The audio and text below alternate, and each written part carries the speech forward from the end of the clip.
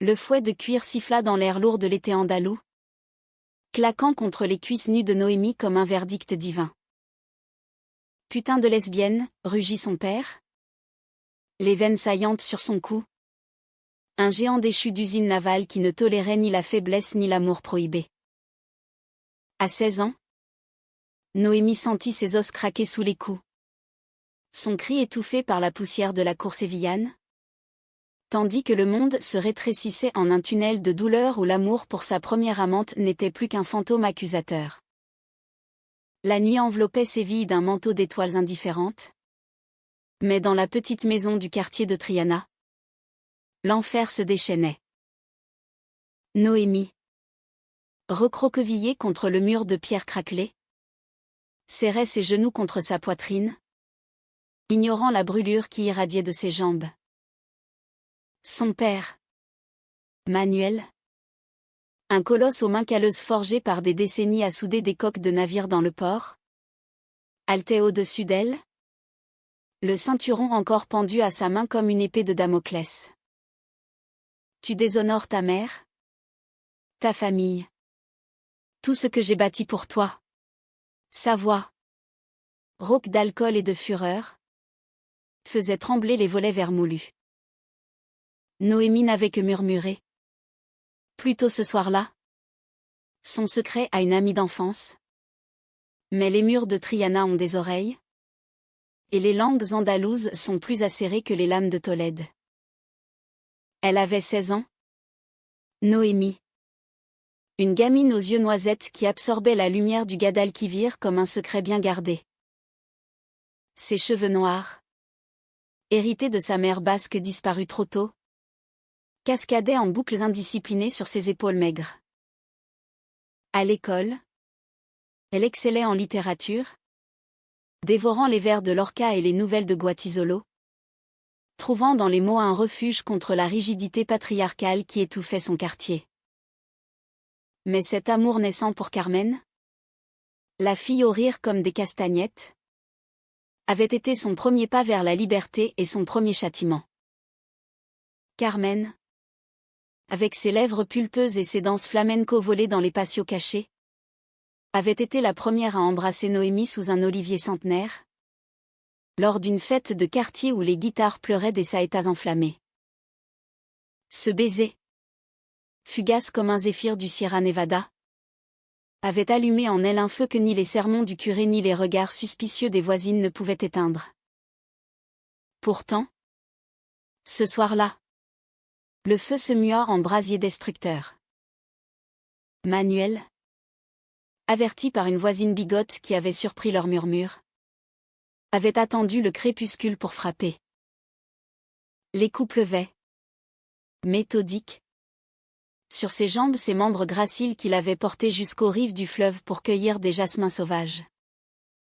Noémie hurla jusqu'à ce que sa voix se brise, implorant une miséricorde qui ne vint pas. Je te corrigerai jusqu'à ce que tu sois une femme droite. Une vraie fille de Dieu. Vociférait-il. Entre deux rasades de manzanilla. Quand enfin il s'arrêta, épuisé par sa propre rage, Noémie gisait inerte, ses jambes un amas de chair tuméfiée, refusant de lui obéir. Le silence qui suivit fut pire que les coups, un vide abyssal où sa mère, morte en couche 10 ans plus tôt, semblait murmurer des reproches depuis l'au-delà. Les jours suivants se fondirent en un brouillard de douleur et d'hôpital public. Les médecins de l'hôpital Virgen Macarena, avec leurs blouses amidonnées et leurs accents sévillants chantants, diagnostiquèrent une lésion irréversible de la moelle épinière. Paraplégie complète. Noémie, clouée à un lit au drap rêche, fixait le plafond jauni, se demandant si c'était là le prix de l'amour. Carmen vint une fois, en cachette, ses yeux rougis par les larmes. Mais Manuel veillait comme un cerbère. Sors d'ici. Sorcière. Lui cracha-t-il, la chassant d'un geste qui fit voler ses boucles d'oreilles en perles. Carmen disparut alors, emportant avec elle les promesses chuchotées sous les étoiles. Pour refaire sa vie à Madrid, loin des chaînes de Triana. Noémie apprit à haïr son corps brisé autant qu'elle haïssait son père. Manuel, rongé par une culpabilité qui noyait dans le vin, devint un fantôme dans la maison. Il travaillait des heures supplémentaires, rentrait tard, évitant le regard de sa fille unique. Les voisins, ses commères aux éventails déployés comme des boucliers, murmuraient des prières et des ragots. Pauvre petite. Une malédiction du diable. Ça. Noémie. Dans son fauteuil roulant flambant neuf cadeau froid de l'assurance maladie, se surprit à rêver d'évasion. Elle lisait voracement, dénichant dans les bibliothèques publiques des récits de femmes rebelles, les suffragettes françaises de fin 19e, les amantes maudites de Proust revisitées par des plumes contemporaines. Mais la France n'était qu'un mirage, un pays de lumière et de liberté qu'elle effleurait dans les pages jaunies. 9 ans passèrent ainsi, dans une routine de survie. Noémie, à 25 ans, avait transformé sa chambre en sanctuaire intellectuel, des piles de livres en espagnol, français et catalan, un ordinateur d'occasion pour suivre des cours en ligne d'histoire de l'art. Elle avait appris le français seule, fascinée par sa musicalité, ce air, roulé comme un secret, ses voyelles qui dansaient comme des vagues de la Méditerranée. Manuel vieillit prématurément, les cheveux grisonnants et le dos voûté, tentait des excuses maladroites, un bol de gazpacho laissé sur sa table de nuit. Un lo siento. Ija, marmonnait dans la pénombre. Mais Noémie, murée dans son silence, refusait le pardon. Ses jambes inertes, des moignons de chair sous des couvertures brodées, était son rappel constant, l'amour n'était pas un péché. Mais la haine. Si. C'est lors d'un festival de flamenco à Séville, en mai 2025, que le destin, ce farceur andalou, décida de la secouer. Le quartier de Triana vibrait au rythme des palmas et des tacones, les rues pavées luisant sous les guirlandes de lumière. Noémie, poussée par une association locale pour handicaper ces âmes bienveillantes qui organisaient des sorties pour réintégrer les oubliés, s'était laissée convaincre.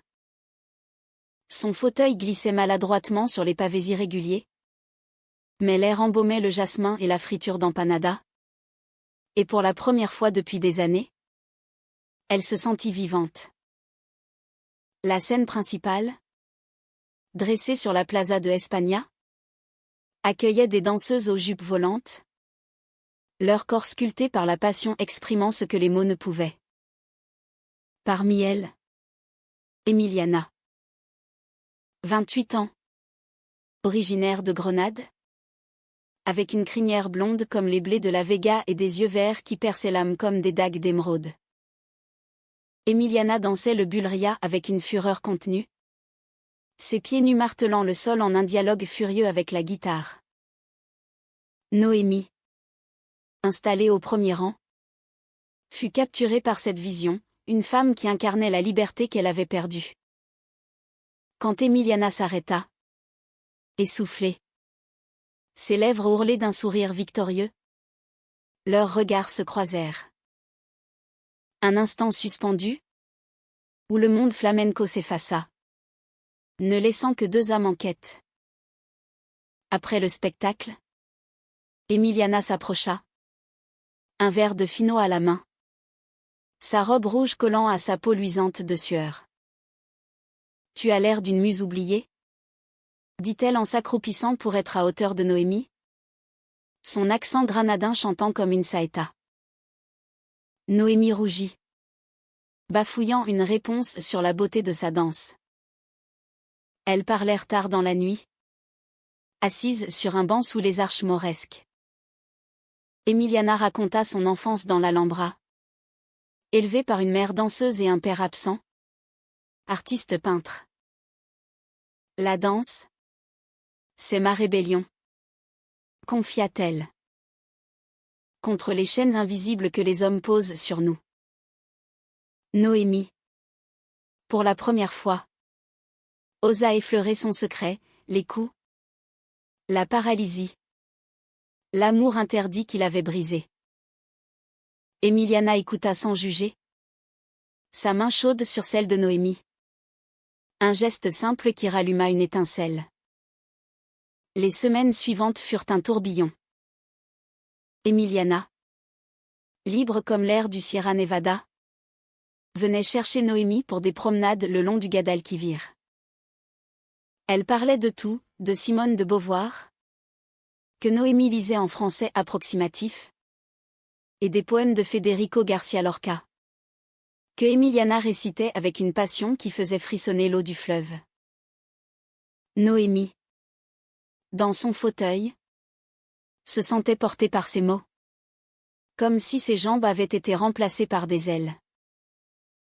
Leur premier baiser survint un soir d'orage, sous l'auvent d'un café du barrio Santa Cruz. La pluie andalouse, torrentielle et purificatrice, masquait leurs larmes de joie. Emiliana, pressée contre elle, murmura, « Tu es ma révolution ?» Noémie. Mais l'ombre de Manuel planait toujours. Il avait surpris une conversation téléphonique, entendu le rire de Noémie pour la première fois depuis des lustres. La jalousie. Cette vipère andalouse se réveilla. Encore une de ces saletés, grogna-t-il un soir, rentrant ivre d'une taverne du port. Noémie, protégée par son fauteuil comme un bouclier, le défia du regard. C'est de l'amour, père. Pas du péché. Les mots, prononcés en français pour les armés d'exotisme, le désarmèrent un instant. Mais la tempête couvait. Emiliana, de son côté, cachait ses propres démons. À Grenade, elle avait fui une relation toxique avec un chorégraphe jaloux, un homme qui la contrôlait comme un marionnettiste. La danse était sa thérapie. Mais les cicatrices émotionnelles, invisibles, laissaient des doutes. Avec Noémie, elle se sentait entière, mais la peur de blesser une âme si fragile la rongeait. Elle passait des nuits à s'aimer dans l'appartement exigu de Noémie. Les rideaux tirés contre les yeux du quartier. Les caresses d'Emiliana sur la peau de Noémie étaient des poèmes vivants, explorant chaque courbe avec une tendresse qui effaçait les marques du passé. Ton corps est un temple, chuchotait-elle, embrassant les cuisses inertes comme des reliques sacrées.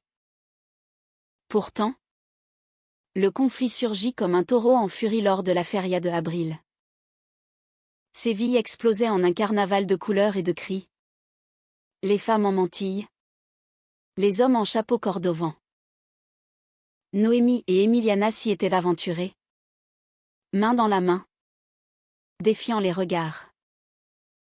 Mais Manuel, traînant ses pas dans la foule, les aperçut. La rage, vieillie mais intacte, le propulsa en avant. Lâche-la. Démon, hurla-t-il à Emiliana, la saisissant par le bras. La scène se figea, les accordéons s'arrêtèrent, les rires se turent. Noémie, paniquée, tenta de s'interposer, son fauteuil heurtant un étal de churros. Emiliana se dégagea, ses yeux verts flamboyants. Elle n'est pas à vous à corriger, rétorqua-t-elle, sa voix portant comme un chant de flamenco. Manuel, humilié devant la foule, recula. Mais le mal était fait. Ce soir-là, il claqua la porte, jurant de ne plus revenir. Noémie pleura dans les bras d'Emiliana. Un mélange de libération et de deuil. Il m'a déjà pris mes jambes. Ne me prends pas lui. Sanglota TL. Emiliana, forte en apparence, sentit craquer ses propres fondations. Elle avait vu en Noémie un miroir de sa propre vulnérabilité. Mais la violence du père ravivait ses peurs enfouies. Les jours qui suivirent la confrontation à la feria furent un kaléidoscope d'émotions, où l'amour et la peur dansaient un pas de deux précaires. Noémie, libérée de la présence oppressante de Manuel, se surprit à respirer plus librement dans la maison de Triana. Les pièces, autrefois étouffantes comme un caveau, s'ouvraient à la lumière du matin, filtrées par les volets en persienne. Emiliana s'installait souvent chez elle, transformant l'espace en un nid bohème, des foulards grenadins drapés sur les meubles, des vinyles de Paco de Lucia tournant en boucle, et des bougies à la lavande qui embaumaient l'air d'une sensualité douce. Elle faisait l'amour avec une urgence nouvelle, comme si chaque caresse défiait le destin. Noémie, guidée par les mains expertes d'Emiliana, redécouvrait son corps non comme une prison, mais comme un paysage à explorer, des dunes de peau sous les doigts, des oasis de plaisir dans les creux oubliés. Pourtant, la trahison guettait, tapie dans les ombres du passé. Emiliana, malgré sa fougue, portait le poids de secrets qu'elle n'avait pas encore confiés. À Grenade, avant de fuir vers Séville, elle avait été impliquée dans une affaire trouble. Son ex, Ravière, un chorégraphe renommé mais tyrannique, l'avait accusée de vol d'idées chorégraphiques pour se venger de leur rupture. Les rumeurs avaient circulé dans les cercles artistiques, ternissant sa réputation. Emiliana, fière andalouse, avait nié, mais la peur d'être jugée surtout par Noémie, cette âme pure forgée dans la souffrance, la retenait. « Je ne veux pas te salir avec mes fantômes », avoua-t-elle un soir, allongée nue contre Noémie, la tête posée sur son épaule. Noémie, caressant ses cheveux blonds, répondit d'une voix ferme, « Les fantômes s'effacent à la lumière de l'amour. » « Parle-moi. » Emiliana parla, les mots coulant comme un rio en crue. Ravière, avec ses yeux de prédateur et ses promesses de gloire, l'avait manipulée pendant 2 ans. Il volait ses créations, les signait de son nom lors de festivals à Madrid et Barcelone, la reléguant au rôle de muse silencieuse. Quand elle avait osé se rebeller, réclamant son dû lors d'une répétition publique, il l'avait diffamée, la traitant de voleuse et de traîtresse. Les portes des compagnies de danse s'étaient fermées, la forçant à errer de ville en ville, survivant de spectacles de rue. J'ai dansé pour survivre, Noémie. Pour ne pas me noyer dans la honte. Les larmes d'Emiliana, salées comme l'eau de la Méditerranée, mouillèrent la peau de Noémie. Celle-ci, touchée par cette vulnérabilité, serra sa bien-aimée plus fort. Nous reconstruirons ensemble, promit-elle, évoquant pour la première fois son propre mantra de résilience. Inspirée par cet échange, Noémie décida de s'ouvrir au monde au-delà de Triana. Avec l'aide d'Emiliana, elle contacta une association de littérature francophone à Séville, qui organisait des ateliers pour personnes en situation de handicap. Pourquoi pas écrire notre histoire, suggéra Emiliana, ses yeux pétillants d'idées.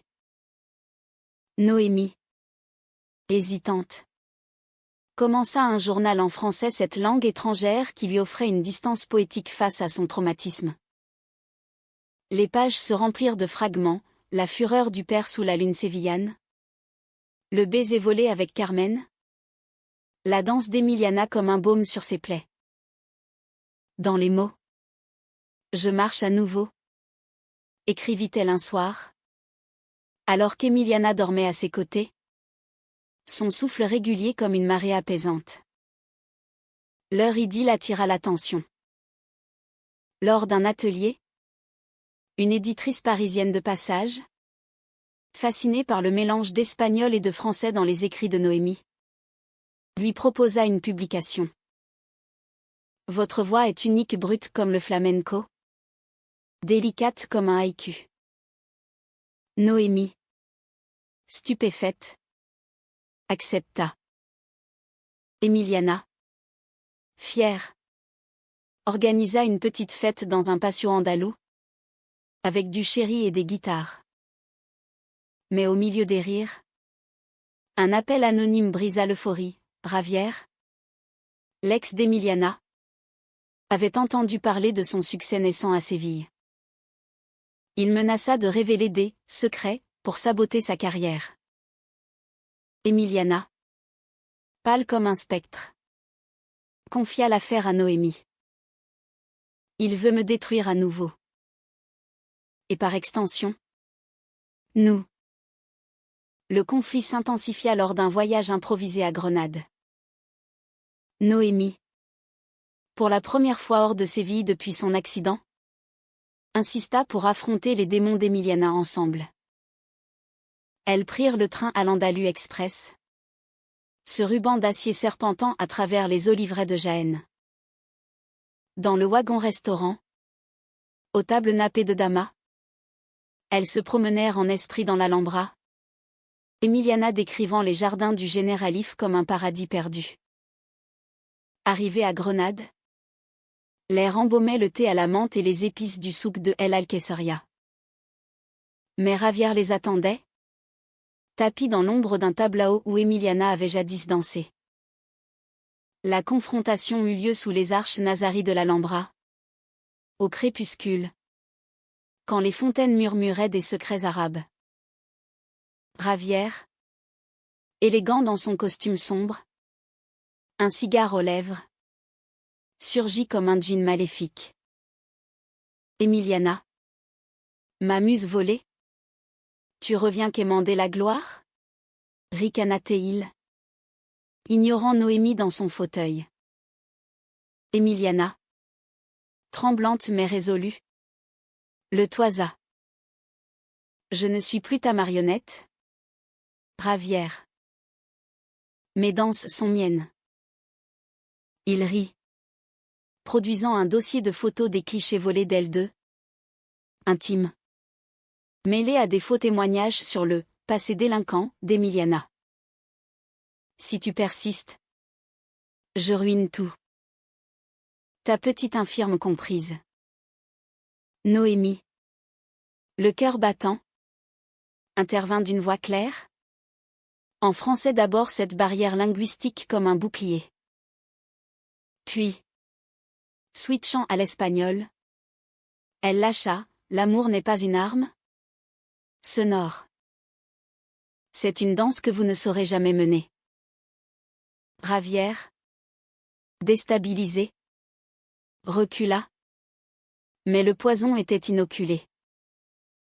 Ce soir-là, dans une pension du Albessin, Emiliana craqua.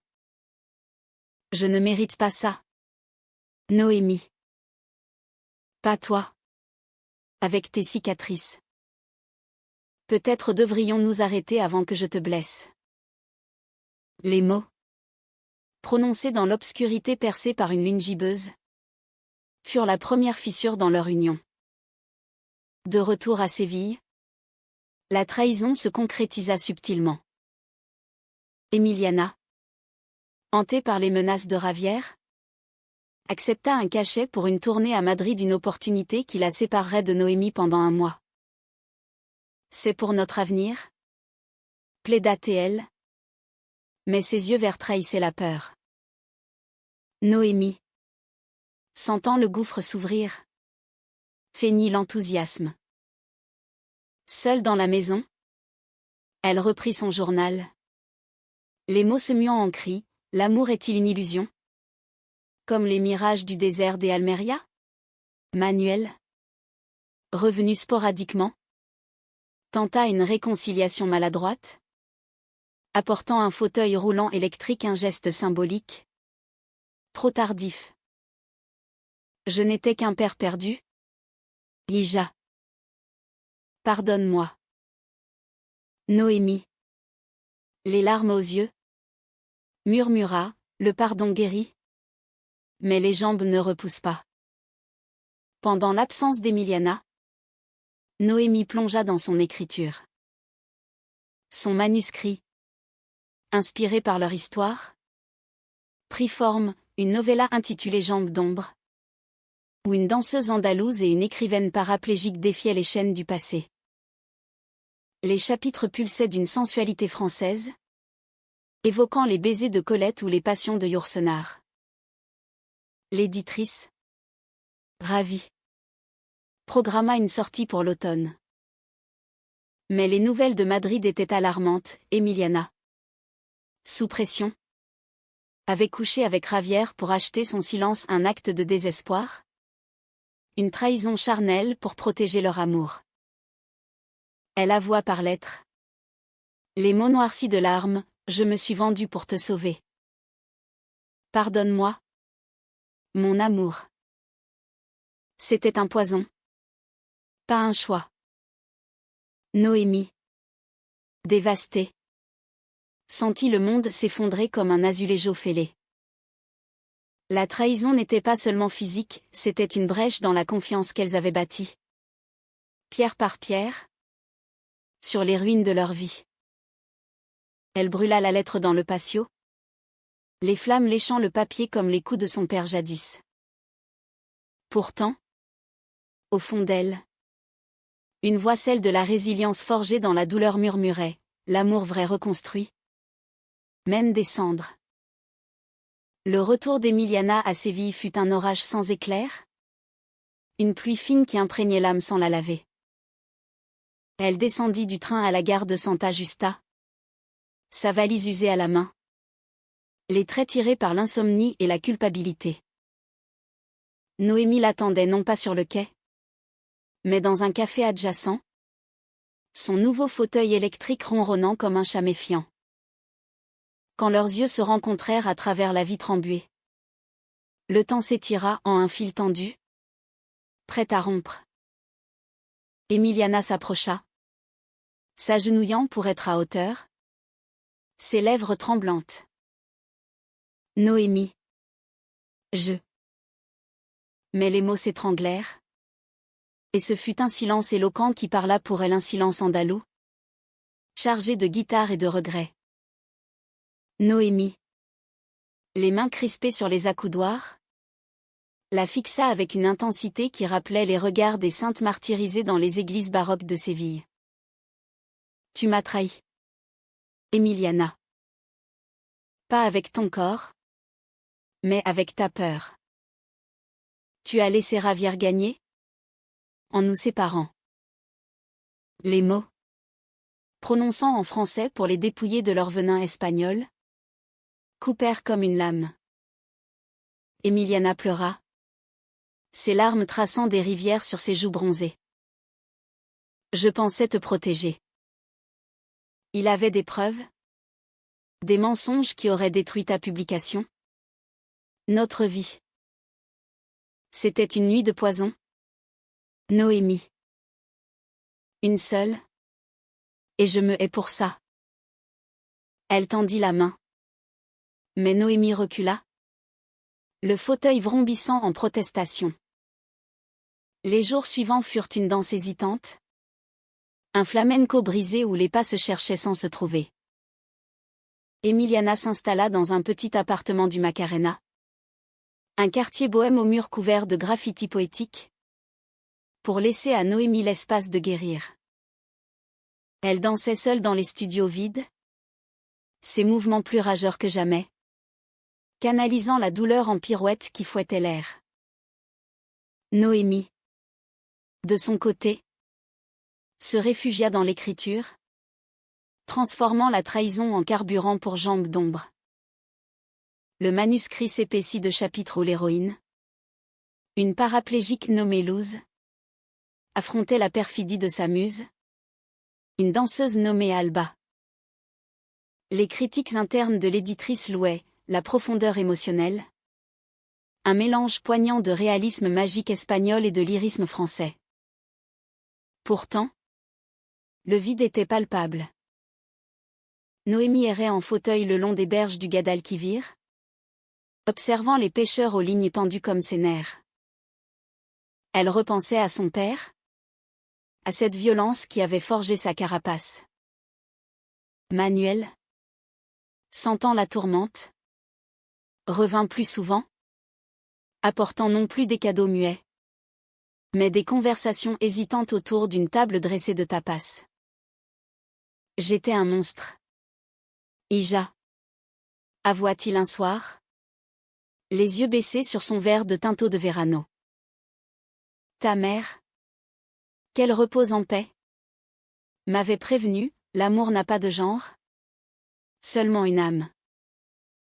J'ai eu peur pour toi, pour notre nom. Mais j'ai détruit ce que j'aimais le plus. Noémie, touchée par cette vulnérabilité inédite, posa sa main sur la sienne, un geste minuscule, mais monumental. Le pardon n'efface pas les cicatrices, père. Mais il permet de danser avec elle. Emiliana, de loin, observait ces retrouvailles par les ragots du quartier. Jalouse. Non de Manuel, mais de cette guérison que Noémie accomplissait sans elle. Elle sombra dans une spirale.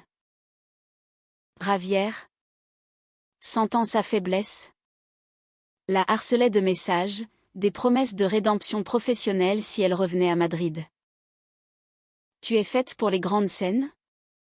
Pas pour une infirme qui te tire vers le bas. Écrivait-il. Ces mots venimeux comme du belladone.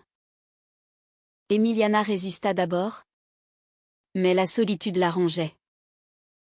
Lors d'une représentation au théâtre Lope de Vega, elle dansa un solo déchirant, dédié en silence à Noémie, mais la foule applaudit sans savoir le cœur brisé derrière les tacones. Le chaos trao survint lors du lancement de Jambes d'ombre à la Feria del Libro de Séville, en avril 2026. La plaza de América bruissait d'auteurs et de lecteurs, les stands alignés comme des tentes de cirque littéraire. Noémie, vêtue d'une robe bleu nuit qui soulignait sa silhouette élancée, signait des exemplaires depuis son fauteuil, entourée d'amis de l'atelier. Son livre, traduit en français par une collaboratrice enthousiaste, avait déjà attiré l'attention d'une petite maison parisienne. Emiliana, invitée mais hésitante, se glissa dans la foule. Un bouquet de jasmin à la main, ces fleurs que Noémie cueillait jadis avec Carmen. Mais Ravière était là. Importun. Un billet d'avion pour Paris en poche, promettant à Emiliana un rôle dans une production de Carmen modernisée. Viens avec moi. Et oublie cette farce sentimentale, murmura-t-il à son oreille pendant que Noémie dédicaçait un livre. Emiliana, tentée par la gloire, acquiesça d'un hochement de tête la seconde trahison.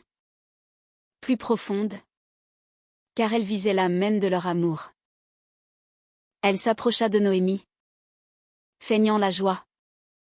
Mais ses yeux trahissaient le mensonge. Je suis si fière de toi, dit-elle, déposant les jasmins sur la table. Noémie, sentant le malaise, la retint par le poignet. Reste. Danse pour moi ce soir? Ici. Sous les étoiles. La soirée culmina en un spectacle improvisé. Emiliana monta sur une petite estrade, accompagnée d'un guitariste local, et dansa ainsi guérilla lent, déchirant. Ses mouvements mimant la chute et la résurrection d'un amour brisé. La foule se tut, captivée, et Noémie, au premier rang, sentit les larmes couler non de tristesse, mais de catharsis. Mais au climax, alors qu'Emiliana s'effondrait en une pause dramatique, Javier surgit des coulisses, applaudissant avec un sourire carnassier. Bravo, ma chère. Et maintenant? Paris nous attend. Il tendit la main. Et Emiliana, dans un moment de faiblesse, la prit un geste vu par tous. Surtout par Noémie. Le monde de Noémie s'écroula en un instant. Son fauteuil sembla se liquéfier sous elle. Et elle roula en arrière, heurtant un pilier. Tu me trahis encore? Pour lui, cria-t-elle. Sa voix brisant le silence post-danse comme un verre fracassé. Emiliana, figée, lâcha la main de Ravière. Non. Noémie. C'est une erreur. Mais les mots sonnaient faux. Et la foule murmura. Un bourdonnement de scandale. Ravière, triomphant, entraîna Emiliana vers la sortie. Mais elle se débattit, courant vers Noémie sous les regards. Je t'aime. C'est toi. Toujours toi. Hurla-t-elle, s'agenouillant dans la poussière, ses mains enserrant celles de Noémie. Pourtant, la confiance était brisée, comme un vase de Murano tombé du Guadalquivir. Noémie, le cœur en lambeaux, murmura, l'amour ne mendie pas. Emiliana. Il se reconstruit. Ou il meurt. Va. Et trouve ta danse sans chaîne. Elle roula vers la nuit sévillane, laissant Emiliana à genoux, entourée de jasmin piétiné. Manuel, présent en spectateur silencieux, la suivit, poussant son fauteuil pour la première fois depuis des années. Viens. Lija. Rentrons chez nous. Dans le taxi qui les emportait vers Triana, Noémie pleura contre son épaule. Un deuil nécessaire pour renaître. Emiliana, seule avec sa culpabilité, rejeta l'offre de Ravière cette nuit-là, le chassant d'un coup de pied rageur qui le fit trébucher dans une fontaine de la Plaza de España. Elle erra les rues jusqu'à l'aube, dansant seule sous la pluie, ses larmes se mêlant à l'eau. Le lendemain, elle écrivit une lettre en français approximatif, inspirée des lectures de Noémie, mon amour. J'ai dansé avec le diable pour fuir mes peurs. Mais c'est toi qui m'as appris à voler. Pardonne-moi. Ou oublie-moi. Mais sache que mon cœur bat au rythme de tes mots.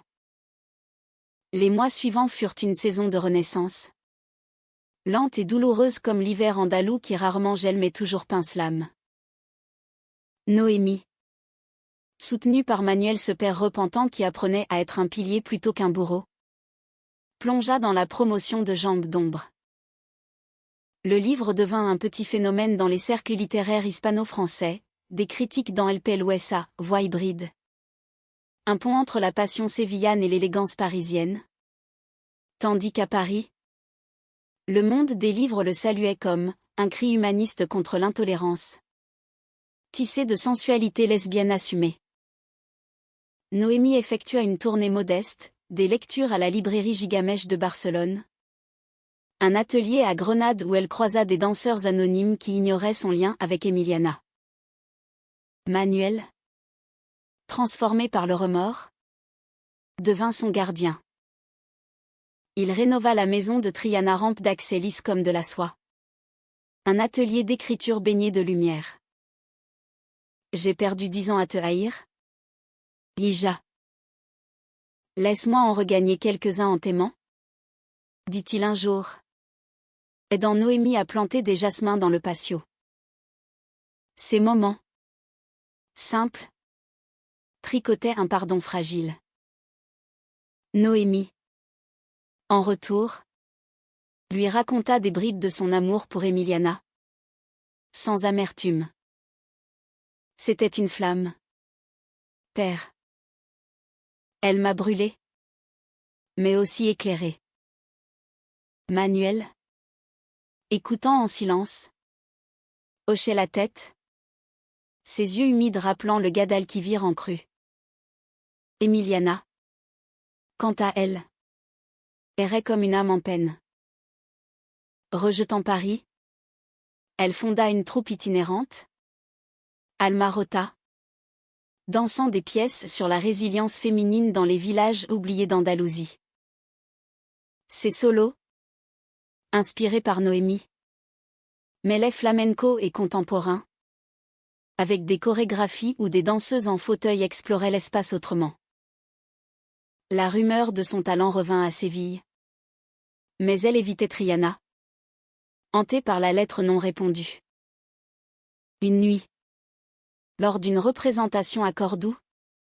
Sous les arches de la Mesquita. Elle s'effondra après un saut. Non par fatigue physique. Mais par un chagrin qui la terrassait. Je danse pour une ombre? Confia-t-elle à une amie. Les mots en français maladroit. Vestiges de leur nuit partagée. Le destin. Ce tisseur capricieux. Les réunit lors d'un festival franco-espagnol à Malaga. En octobre 2026. Noémie y présentait une lecture de son livre. Invitée par l'Institut Cervantes. Emiliana. Programmée pour un spectacle de rue. Ignora au début que son amour y serait. Mais quand elle vit l'affiche le portrait de Noémie. Sereine dans son fauteuil. Sous le titre Jambes d'ombre. Son cœur s'emballa comme un tableau en liesse. Elle dansa ce soir-là avec une fureur nouvelle. Ses pieds martelant le pavé de la plaza de la Merced. Attirant une foule qui incluait. Sans le savoir. Noémie au balcon d'un hôtel voisin. La confrontation ou plutôt. La réconciliation survint au petit matin. Sur la plage de la Malagueta. Noémie. Poussée par Manuel qui rentrait à Séville le lendemain. Avait roulé jusqu'au rivage. L'écume léchant les roues de son fauteuil. Emiliana. Encore en tenue de danse. Les cheveux emmêlés par le vent. L'aperçut de loin. Elle courut. Pieds nus sur le sable froid. S'arrêtant à genoux devant Noémie. Je ne mérite pas ton pardon. Mais je le mendie quand même.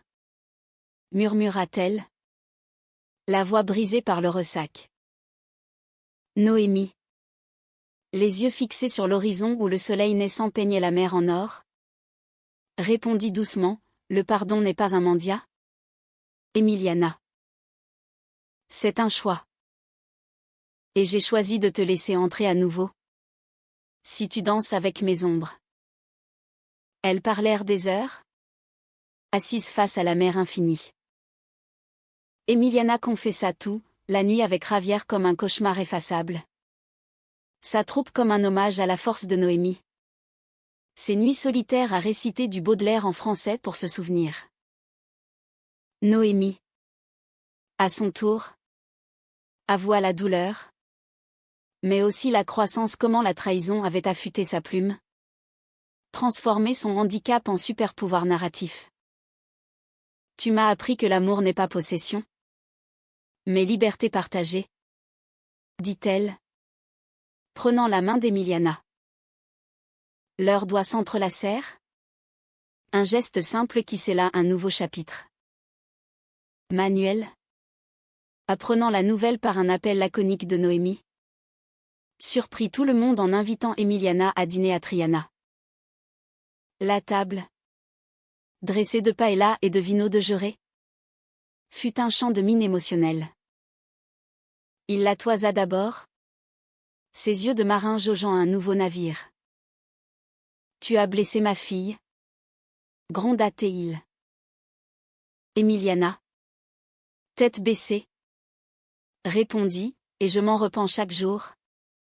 Sonore. Mais je l'aime comme la vie elle-même. Manuel. Après un silence. versa du vin. Alors, protège-la. Ou je te jetterai au Guadalquivir. Un rire nerveux brisa la glace.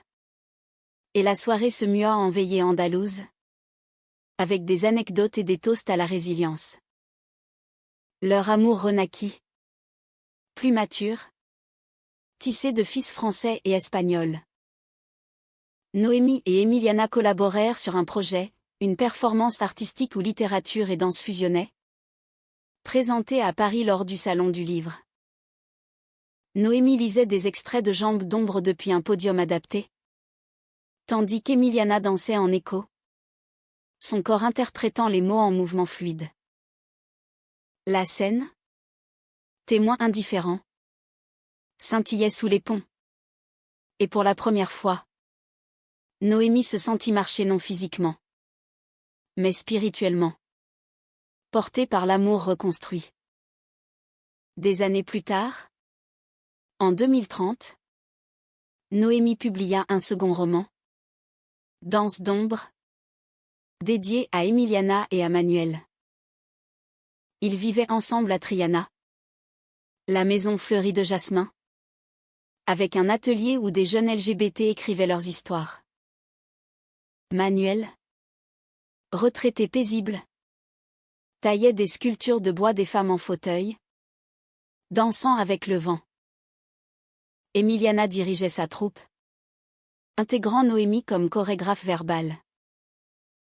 L'amour, ce feu andalou tempéré par une élégance française, avait reconstruit non seulement des jambes perdues, mais des âmes brisées. Dans le patio, un soir d'été, Noémie et Emiliana s'embrassèrent sous les étoiles, leurs corps entrelacés comme un poème inachevé. Nous avons dansé avec les ombres et gagné, murmura Noémie. Emiliana, riant doucement, répondit, et nous danserons encore, mon amour. Pour toujours.